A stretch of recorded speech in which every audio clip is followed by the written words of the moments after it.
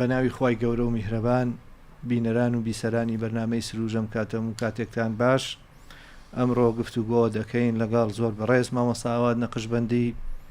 سەبارەت بە ڕۆڵی خانەقا و تەکیە لە کوردستانە. مامۆستا گیان زۆر بەخێربی. زۆر سپاسانەکەم مەمنونم. مامۆستا گیان زەروریەتی بنیادی خانەقا و تەکیە لە کوردستانە ئەگەڕێتەوە بۆچی؟ بڵێ بەناوی خوای بەخشندەی میهرەبان تاعەت و ڕۆژ و عیبادەت و هەڵسان و دانیشتن و تەراویحەکانی مسلمانان قبول بێ لە مانگە پیرۆزە. ئەلبەتە سۆفیزم لە ناو کۆمەڵگەکان بەگشتیە و کۆمەلگای کوردی بە تایبەتیە مێژوویەکی دوور و درێژی هەیە. پێش هەموو شتێ پێش ئیسلام لە ناو ئاینەکانی تریشا سۆفیزم وجودی بووە کە لەوانەیە هەنێ لە نووسەرەکان نکولی لەمە بکەن. بەڵام لە هاتنی ئاینی پیرۆزی ئیسلامە سۆفیزم بەرگێکی تری وەرگرت و ڕەنگێکی تری وەرگرت و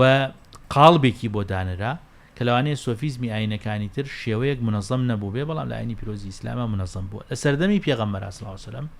وجودی تەسەوف سۆفیزم عملیاً وجودی هەبووە لە ناو شەریحەی سەحابە، لە ناو کۆمەڵگەی سەحابە و خزمەتی پێغەمبەر صلی الله علیه وسلم. بەڵام لەبەر خاتری ئەوەی ناوی سەحابی بوون هاوڕێتی پێغەمبەر و قەزیە گەورەکە کە لە ماوەی ئەو 10 ساڵەی مەدینە مسلمانەکان پێی هەڵسابوون پێویستی نەئەکرد وەکو ناو وجودی سۆفیزم هەبێ، بەڵام وەکو عمل وەکو کردار وجودی هەبوو. دوای لە زەمەنی تابعینە کە حەسەنی بەسری ڕەزا و ڕەحمەتی خوای لێبێ شەیخی تابعینە وردە وردە سۆفیزم ڕەنگ و قاڵبەکەی خۆی دۆزیەوە و ڕەنگ و قاڵبەکەی خۆی نیشاندا. بۆچی؟ لەبەر خاتری ئەوەی وردە وردە تەیاراتی تر و خەڵکانی غەیری مسلمانە هاتنە ناو کۆمەڵگەی مسلمانانەوە بۆیە پێویستی بەوە بووکەوە قاڵبێکی خۆی بگرێ. ئیتر لەو کاتەوە سۆفیزم وردە وردە بە هەوراز و نشێوە تێپەڕی و هەتاوەکو گەشتۆتە ئێرە. بۆ نمونە ئیمامی شافعی ڕەزا و ڕەحمەتی خوای لێبێ شعرێکی زۆر باڵای هەیە کە باسی تەسەوفەکە، فەرمێ فەقیهەن وصوفیە فكن ليس واحدا إني وحق الله إياك أنصح فذاك قاس لم يرد قلبه تقى وهذا جهول فكيف بالجهل يصلح. أفرمي شي أفرمي تنها فقيه ما بابا تنها وتنها صوفيج ما بابا تنها هر ليك أنا هم فقيه بهم صوفي به چونکە تۆ هەردوو شاباڵەکە ئەتوانی ئاینێکی پیرۆزی ئیسلامی جوان ئەدا بکەی. ئەگەر تەنها فەقیهێکی وشک و برنگ بی بەڕاستی ناتوانی لە گەورەی ئاینی پیرۆزی ئیسلام ببەخشی بە چواردەورەکە. ئەگەر تەنها سۆفیەکی ژووی بە تەنها ئەو کاتە ناتوانی بەڕەوڕەوەی ژیانی کۆمەڵایەتی خەڵکیە هەنگاو بنەی. بۆیە لە زمانی تابعینۆ وردە وردە بە شێوە و نەمەتێکی تەنزیمی سۆفیزم وجودی هەبووە کە هەموو ئەمانە کردوێتە باعیسی ئەوەی سۆفیزم ڕێگێکی بەقوەتدا بکتێ لە ناو بنیادی کۆمەڵایەتی هەموو کۆمەڵگەکانی مسلمانان بە تایبەتی کۆمەلگای کوردەواری. اینجا ئەمەوێ بگەڕێمەوە بۆ پرسیارەکەی تۆ کە ئەمە وەکو مقدیمەیەک وا بۆ تێگەیشتن لە سۆفیزم. گەڕێنەوە بۆ مقدیمەکە. سۆفیزم لەو ڕۆژەوەی ئاینی پیرۆزی ئیسلام لە زمانی عومەری کوڕی خەتاب هاتوۆتە ناو نیشتیمانی کوردەواریەوە وجودی هەیە، بەڵام زیاتر سۆفیزم لە ئەبوو یوسفی هەمەدانیەوە لە ناو کوردەواریە وجودی پیا کردو. ئەبوو یوسفی هەمەدانی کە یەکێک زۆر جار کاکشوان خەڵکانێک هەیە ئەڵێ لە زمانی بۆ نمونە مەولانا خالیدی نەقشبەندی یا کاک ئەحمەدی نا ئەوە لە زمانی مەولانا خالید لەبەرەوەی نزیکە لێمانەوە بۆیە وا هەستی پێکەین و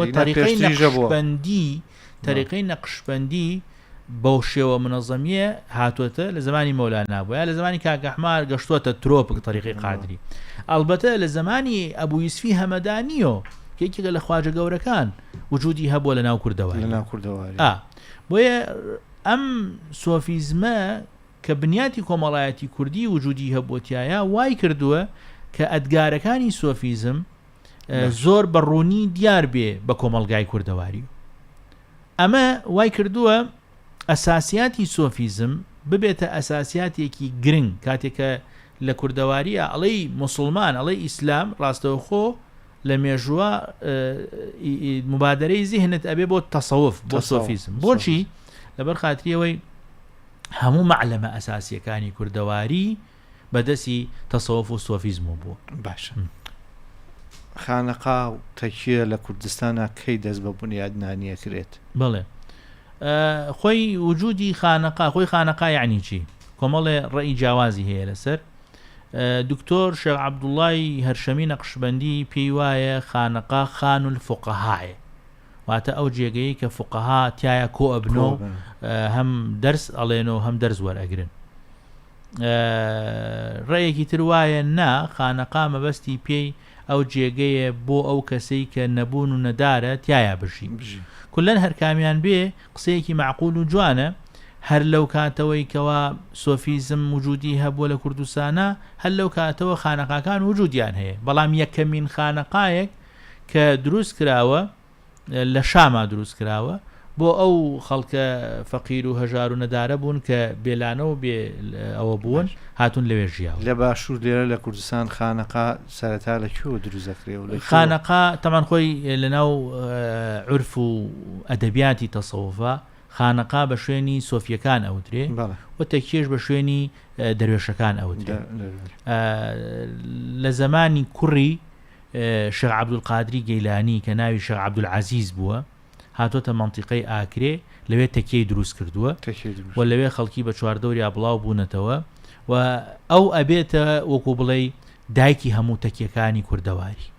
سەرەتا. بەڵێ لە باشوور بەڵێ. وە خانەقای نەقشبەندیش یەکەمین خانەقایەکی نەقشبەندی کە بنیاد نراوە لە کوردستانە بریتیە لە خانەقای مەولانا خالیدی نەقشبەندی کە مەولانا خالید خۆی پێش ئەوەی بچێتە خانەقای مەولانا لە مزگەوتەکانی سلێمانیە ئیرشادی کردووە، بەڵام دوایی ئەحمەد پاشای بابان خوالیان خۆش بێت خانەقای مەولانای بۆ دروست هەر ئەم خانەقایە کە هەر لەم شوێنایە کە ئیسە وجودیە لە سلێمان و دوای ئەوە خانەقای تەوێڵە وجودی هەبوو، خانەقای بیارە وجودی هەبوو، هەموو خانەقا گەورانی تر، خانەقای بارزان کە شێخ عەبدولسەلامی بارزانی پەرەی پێداوە و خانەقای نەهرەکان شێخ عوبەیدوڵڵای نەهرێ پەرەی پێداوە. هەموو ئەم خانەقایانە بوونەتە مەکۆیەک بۆ گەیاندنی پەیامی ئیسلامەتی. خانەقا لە ناو کوردەواریە لە ناو کوردستانە بەتایبەت تەنها ڕۆڵی لەوە بینیوە کە بانگەش بێ و ڕاکێشان بێ و پەروەردەی ئیسلامی بێ ئاینی بێ یانە ڕۆڵی تریشی بینیوە؟ خانەقا وەکو درێژکراوەی مزگەوتی پێغەمبەر صلی الله علیه وسلم جێی فەقیر بووە، جێی هەژار بووە، جێی خوێندن بووە، مەکۆیەکی ئەدەبی بووە، مەکۆیەکی ئیسلاحی و چاکسازی بووە، بنیاتێکی گەورەی کۆمەڵایەتی کۆمەڵگە بووە، واتە یەک ڕووی نەگرتووە بە تەنها. خانەقا درێژکراوەی بالضبط مزگەوتەکەی پێغەمبەر بووە صلی الله علیه وسلم. ئەو چۆن بەو شێوەیە پەرەی داوە بە مزگەوتەکەی بەو شێوەیە خانەقاکان بەگشتی و لە کوردستان بە تایبەتی کاریان ئەوە بوو. باشە ئەتوانی بڵین لە بنیادی خانەقای کوردیەوە ئیسلام بە مۆرکێکی کوردی لە ناو کوردەواریا بڵاوبووەتەوە؟ ئاینی پیرۆزی ئیسلام هەمیشە هانی کۆمەڵگەکانی داوە کە موسڵمان بوون فەرموویەتی ئەم ئاینەوەکو خۆتان جێبەجێ بکەن، نەک ئەوەی کەوا بۆ نمونە کاتبێ چۆن مامۆساوە تۆزە ڕوونتر با نمونەت بۆ بێن. باش ئاینی پیرۆزی ئیسلام کاتێکە هاتووە شتە ئەساسیەتەکانی خستۆتە بەردەسی ئێمە، فەرمێتی نوێژ بکەن، نەی فەرمۆ نوێژەکەتان بەجلی کوردیەوە بێ حرامە بەڵام بە دزداشەوە بێ حەڵاڵە، نە، چونکە ئێمە بەڵگەمانەیە حەدیسی موسلیمانەیە کە پێغەمبەری نازا جلی کوردی لەبەر کردەوە زۆریشی پێجوان بوو. بۆیە پێم خۆشە یعنی مسلمانان بەباشی لە بابەتە ئینەکان تێبگەن. بەڵێ هاتووە ئاینی پیرۆزی ئیسلامە فەرمێ چیە؟ فەرمێ نان بدەن بە فەقیر، ئیتر نەی فەرمۆ نانەکە هەریسە بێ، سەرید بێ یان یاپراغ بێ، نا، هاتووە تۆی من و تۆی مسلمانی هانداوە بەوەی کەوا بەو شێوەی لە ناو کۆمەڵگەکەی خۆمانە وجودمان هەیە، بەو شێوەیە مامەڵە بکەین لەگەڵ جوگرافیا و شوێن و مەکانی بەڵێ بەتاکید زمانی خۆت. بەڵێ باش. خانەقا لە پرسە کۆمەڵایەتیەکانە دەوری چۆن بووە؟ هەمیشە خانەقاکان و شێخی خانەقاکان خەڵکانێک بوون چاویان لە دەستی کەس نەبووە. کاتێک کە چاویان لە دەستی کەس نەبووە قسەیان سوور بووە. اینجاوە قسەیەکی هینم بیرکەوتۆ لێرە، ئەفەرمێ جارێکیان یەکێک لە دەسەڵاتدارەکان ئەچێ بۆ خانەقایەک، کاتێکا چێ بۆ خانەقایەک سێرەکە شێخی خانەقاکە لەبەرەوەی دەرسەڵێتەوە مانوو بووە قاچی ڕاکێشاوە قاچێکی ڕاکێشاوە ئیتر هەر خەریکی دەرسی خۆیەتی گوێ نادا بە کابرای دەسەڵاتدار کابرای دەسەڵاتدار زۆری پێ ناخۆشە بێ ئەڕاتەوە بۆ ماڵەڵێ ئای وەڵی ئەم پیاوە بێڕێزی کرد بە من بۆیە عاقڵە بێ لەما ئەڵێ بە تاقیب بکەمەوە هەڵە سێت تورەکەی پارەی بۆ ئەنێرێ بە وەزیرەکەیە ئەڵێ بۆی بەرە ئەگەر وەری گرت دڵی خۆیان ئەوە چم دارکاری یەکەم بەڵام ئەگەر وەری نەگر کەواتەمە کەسێکە هەر بە تەواوی پشتی لە دنیا کردووە کاتێکە ئەڕوا ئەڵێەوە پاشا سەلامی لێ کردی تو ئەم تورەکە پارەی بۆ نردووی ئەش دەسی بۆ نایەنێ ئەڵێ من مەدە ڕیجلەه لەم یەمود یەدەه ئەوەی کە قاچی ڕائکێشێ لە کاتی دەرزوتنەوە حساب بۆ پاشا ناکا دەست درێژ ناکا بۆ ئەوەی کەوا پارە وەربگرێ ئەمە وای کرده بوو کە خەڵکی بە مەلازێکی ئامین سێری خانەقاکان بکەن و بالفعلیش ئەمە وجودی هەبوو لەناو کۆمەلگای کوردەواریە باش ڕۆڵی خانەقا لە بابەتی زانست و زانیاری بەڵێ هەمیشە خانەقا و تەکیەکان مەکۆیەک بوون بۆ زانست و زانیاری هیچ مەلایەک نییە لە کوردستانە هیچ خوێنەوارێک نییە لە کوردستانە هیچ ئەدیبێک و شاعیرێکی کلاسیکمان نییە ئللا ئەگەڕێتۆ سەرچاوەکەی بۆ یەکێک لە خانەقاکان بۆ یەکێک لە تەکیەکان یعنی بێنە بەرچاوی خۆت حەزرەتی کاک ئەحمەدی شێخ لەم سلێمانیە ئەو مەکانەتە گەورەی کە هەیبووە ئیستیغلالی کردووە بۆچی بۆ خزمەتی خەڵک نەک بۆ خزمەتی خۆی بۆیە هەمیشە فەرمێتی من بابایەکی دەروێشم ئەوەی کە هەیە هەمووی مەوقوفاتی خانەقایە مەوقوفاتی تەکیەیە موقوفاتی مزگەوتی گەورەیە ئەبێ بۆ خزمەتی خەڵکی بەکارێتەوە لا یزال الحەمدولله ئەو خزمەتش تا حدێ لە ماوە وجودی هەیە بەڵێ مامۆستا لە بابەتی زانست و زانیاریە حوجرە هەبووە لە خانەقاکان ئەم حوجرە کاریگەری هەبووە لە پێگەیاندنی خەڵکی ئەوانەی خواستیاری فێربوونی زانست و زانیاری بوون بەڵێ یا هەر نەخێر بۆ ئەوانە بووە کە ئەیانەوێ ببن بە مەلاو ببن بە سۆفی و نا شێخ عومەری بیارە ڕەزا و ڕەحمەتی خوای لێ بێت خانەقای بیارەی دروست کردووە چی کردووە هەڵساوە نامەی نووسیوە بۆ کوێخا و ئاغاکان و توێتی کام مناڵە هەتیوە لە ناو ڕەعیەتەکەتانە بۆتان بەخێو ناکرێ ناتوانن ئیدامەی ژیانی پێ بدەن یا باوکی مردووە و دایکی شووی کردوتۆ مناڵەکەم بۆ بنێرن بۆیە مامۆستا مەلا ئیبراهیمی شاتری ئەڵێ چی ئەڵێ ئێمە 6 مناڵ بووین هەتی و بووین باوکمان نەبوو بۆچی ئەمەی کردووە ئەمە لە پێناوی ئەوەی کەوا ئەم کۆمەڵگەیەکی نەزان و نەفام دەرنەچێ 6 مناڵ لەو شارە زۆر و هەورامانە کۆ بکەیت تۆ بیکەی بە مەلا ئەم مەلایانە هەمووی بڵاو ببنەوە بە ئەنحای کوردستانە بتوان خزمەت بە زانست و زانیاری بکەن و خەڵکی هان بدەن بۆەوە بۆ نمونە خۆی دانیشتووە بەریدێکی بۆ هاتووە جاران بەریدەوە بۆ کەوا کابرا بە وڵاقێک و هێناوێتی سەلام عەلەیکم السەلام تۆ شێخ عومەری بیارەی بەڵێ وەڵام من شێخ عومەری بیارم وەڵا کاکەم بەریدەوە بۆ هاتووە ئەوش بەریدەکە ئەکاتەوە سێرەکە کتێبێکە بە هەدیە بۆی هاتووە ڕێک بەرماڵەکە لە سەرشانی داکەنێ دایەخا سەجدەی شوکرە بە ئەڵەن قوربان بۆچی سەجدەی شوکرە بەی کتێبکەی ئەوە نەیەنێتەوە سەجدەی شوکری بۆ ببەی ئەڵێ بۆ شوکری خوانەکە من ئاغایەک نیم و هەتا تانجیم بۆ بێ ڕاوی پێ بکەم کتێبم بۆ هاتووە چرایە بیر و هزر و ناخی خەڵکی پێ ڕۆشن نەکرێتەوە ئەمە گەورەترین بەڵگەیە بۆ ئێمە کە خانەقا و تەکیەکان ئەبێ مەلازی ئامین بن مەکۆی فێرکردن بن کۆگایەکی نور بن بۆ ڕۆشنکردنەوەی بیر و ئەندێشەی و خەڵک باشە مامۆستا هەندێک وا بیرەکەنەوە خانەقا تەنها شوێنێکە یا تەنها جێگەیەکە مەلا یا سۆفی یا دەروێش پێگەێنێ بەڵام ئەگە بڕواینە مێژوو کەڵە شاعری گەورەی پێگەیاندووە بەڵێ ینی دوو نمونە بێنینەوە یەکێکیان حەزرەتی مەولەویەکیان حەزرەتی مەحویە بەڵێ لەوانەیە لەمانە زیاتر و باشتریشی پێگەیان دەبێ بەڵام تۆمار نەکراوە یا شتەکانیان بەردەست ئێمە نەکەوتووە یا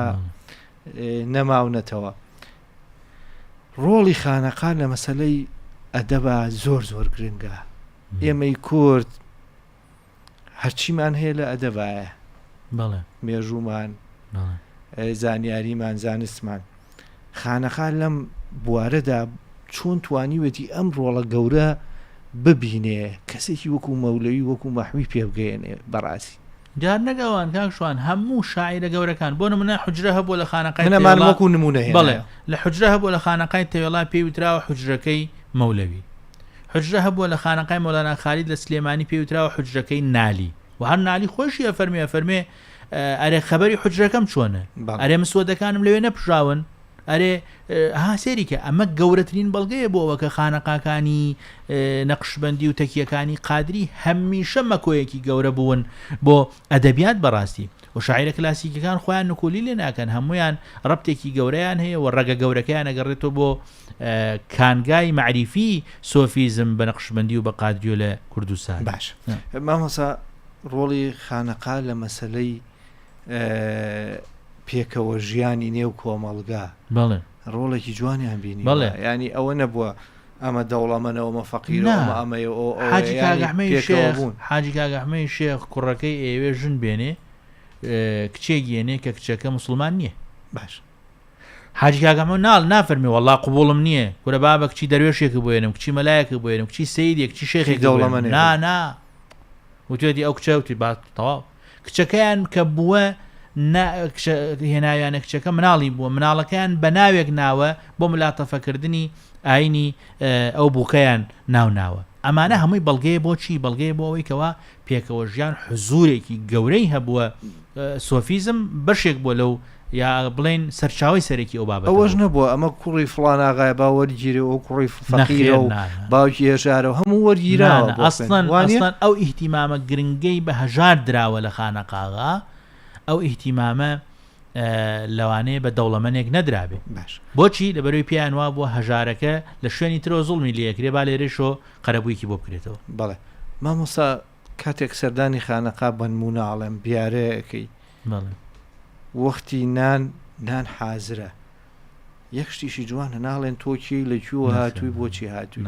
خواردنەکە دەێنێ ئەم کولتورە پێم وایە هەر لە بنیادی خانەقاوە تا ئێستا هەیە. بەڵێ وجودی خانەقا بۆ 100 ساڵ خانەقای بیارە بە تایبەتی 100 ساڵ وجودی هەیە. من خۆم فەقێ بووم لە خانەقای بیارە کەس نەیوتووە بەم فەقێ وەرناگیرەی لەبەر خاتریەوەی ئەوەی بەم فەقێ وەرەگیرەی لەبەر خاتریەوە یان بۆنە بە هیچ میوانێک نەوتراوە تۆ خەڵکی کوێی دینت چییە مەزهەب چییە عەقیدە چەنەمێنی تۆ لێرە بە هیچ شێوەیەک هاتووە بە ئیسراحەتی خۆی لە خانەقا دانیشتووە نیوەڕۆ ئێوارە و بەیانی سفرەدا خراوەکو ئەو خەڵکە نانی خواردو ئەلحەمدولله و قومێ ئاوی حوزەکە بخۆرە و تەواویتر هەر ئەوە بووە. باش ڕۆڵی خانەقا لە بواری پرسەنەتەوەی و نیشتیمانیەکان ناچی هەموو گەورە کەڵە مردەکانی شۆڕشی نەتەوەی کورد هەر هەمووی لە خانەقا و تەکیەوە سەرچاوی کرد. شێخ عەبدوڵای نەهری شێخ عەبدولسەلامی بارزانی مەلام سەفای بارزانی شێخ ئەحمەدی بارزان قازی محەممەد شێخ مەحمووی مەلیک هەر هەمویان هەموو ئەمانە تەنانەت یەک شت هەیە ینی ئێمە بێ زۆر بە ئینساف و سەرێما تەنانەت مام جەلال کە کوڕی کێ کوڕی شێخ سامەدینە شێخ سامەدین خۆی خاوەنی تەکیە بۆ لە کۆیە یعنی تەکیە و خانەقاکانی ئێمە وجودێکی گەورەیان هەیە لە شۆڕشی نەتەوەی تا ئێستاش تەکیە و خانەقاکان لە بەرزان و لە هەورامان و لە هەمووی وجودی هەموو شوێنەکان وجودی هەمووی وجودی هەیە بەڵێ ینی پیاوێکی وەکو شێخ ئەحمەدی بارزان دەستی نەداوە بەپارەوە. مەحموودخانی دزڵی یەکێک بۆ لە موریدە هەرە دڵسۆزەکانی شێخ نەجمەدینی بیارە کە خەزوریشی بوو باشە یعنی ئەمە ئەو پەڕی چی ئەگەیەنێ ئەوە ئەگەیەنێکەوە شۆڕشی کوردی ئێمە منەتباری خانەقایە ئەدەبیاتی کوردی ئێمە منەتباری خانەقاوتەکێ و خانەقاوتەکێش هەمیشە خۆی بە هەموو توێژەکان لە خانەقاوە. باشە مامۆستا هەندێک بیرروڕا هەیە ئەڵێن دروست نییە عیبادەت لە خانەقایە بۆ وەڵا بە بیانووی ئەوەی گوایە گۆڕی مردوویتیایە و گوایە ئەزانی مزگەوتی پێغەمبەر صلی الله علیه وسلم جگە لەو سێ گۆڕە شەریفە پیرۆزە کە پێغەمبەری خوایە و حەزەتی ئەبوبەکر و حەزەتی عومەرە ئەزانی زیاد لە 60-70 گۆڕی تریتیایە. ئەزانی ئەسەدەدین شێرکۆی مامی سەلاحەدینی ئەیوبی گۆڕەکەی لە ناو مزگەوتی پێغەمبەرایە صلی الله علیه وسلم زیاد لە 60-70 گۆڕی تر غەیری حەزەتی ڕەسوول اللهی نازدار و ئەبوبەکری سدیق و عومەری کوڕی خەتاب 60-70 گۆڕی تر لە ناو مزگەوتی پێغەمبەرایە صلی الله علیه وسلم. نا ئەمە بەڵگەیەکی زۆر لاوازە. کاتێک حرامە تۆ لە شوێنێکە نوێژ بکەی کە گۆڕیتیا بێ کە تۆ ئەو گۆڕە بەخوا بزانی. ئەستەن خەڵکی ئێسەی ئێمە پارە هوبەلیەتی پارە بتێتی خەڵکی ئەمڕۆی ئێمە بەڕاستی دنیا هوبەلیەتی خەڵکی دنیای ئێمە ئێستا جا هوبەلیەتی نا خەڵکی ئێمە زۆر لەوە پێشترە بێت تەنانەت پێغەمبەری خوش ناخەینە ڕیزی خواوە خوا ئەو مەکانەتە عوزما هەرە گەورەیە هەیە کە خالیقمانە کە قادیرە بەسەر ژیانمانە کە ڕەحمانمانە کە ڕەحیممانە بۆی ئەوە بوختانێکە و هیچی تر نییە. مامۆستا پێم باشە دووە پرسیارم ئەوە بێت کە خانەقا هەر لە ناوخوا ڕۆڵی نەبووە ئەوانەی کە لە خانەقا پێگەشتون ناسنامەیە بوون بۆ ناساندنی نەتەوەی کورد لە دەرەوەی کوردستانیش. بڵێ نمونەمان زۆرە دەیان نمونەمانێ بۆ نە هەژاری موکریانی خۆی لە خانەقای شێخی بورهانۆ گەورە بووە باشە و هەموو ئەو گەورە زایانانەی ئێمە شێخ محەممەد ئەمینی ئەربیلی یەکێک بۆ لەوانەی لە خانەقای بیارە تەخەڕوجی کردووە ڕۆژە تەخەڕوجەکە حەزەتی شێخ عومەری بیارە فەرمێ چیەکەیە فەرمێ ڕۆمە بۆ هەولێرە فەرمێ نا بڕۆ بۆ میسر ببە کەسی جیهانیەمان بەڵێ کەسی گەورە یعنی بڕۆ میسر گەورە زانای منتیقەکە بڵە شێخ محەممەد ئەمینی ئەربیلی ئەڵە گەورە زانامانە شێخ محەممەد ئەمینی ئەربیلی خەڵکی ئەو هەولێرەیە و لەو بیارەیە تەخەڕوجی کردووە شێخ عوسمان بەڵێ سەمەد عەبدولکەریم مدەڕیس هەموو ئەمانە ینی لە تەواوی دنیا سۆفیزم و خانەقا و تەکیە وجودێکی گەورەی هەبوو بۆ خزمەتی کۆمەڵگەکان بەگشتی بە تایبەت لە مەسائلی مۆرکێکی کوردی بە ئاینی ئیسلامەوە لە ئەندونوسیا بە مەولودنامە ناڵێن مەولودنامە یا ناڵێن مەولودی نەبەوی وای پێ ناڵێن لە ئەندونوسیا پێڵن مەولود البەرزنجی بۆچی لەبەر خاتریۆ یەکەمین کەسێ ئەو زانایی کە ڕۆشتۆ لە ئەندونوسیا مەولودنامەی کردووە پیاوێکی بەرزنجی بوو. زۆر باشە مامۆستاگیان زۆر سپاس دەکەم. یا ڕەبی سەلامەت و سەر بینەران و بیسەرانی خۆشەویست تا ئەو کاتەی کە ڕۆڵی خانەقا ڕۆڵێکی زۆر گەورە و فراوان بۆ لە کۆمەڵی کوردیا ئاینی ئیسلامی پیرۆز ڕۆڵێکی زۆر گەورە و فراوانی هەبووە بۆیە ئێمە ئەبێت هەمومان سوپاسگوزاری خوای گەورە بین کە خانەقای پێبەخشیوین و توانیومانە لەوێوە پیاوە گەورە و گرنگەکانی کورد پێ بگەێن نوێژ و ڕۆژی و هەموو لایە قبول بێ تا بەرنامەی داهاتوو بەخواتانە سپێرین.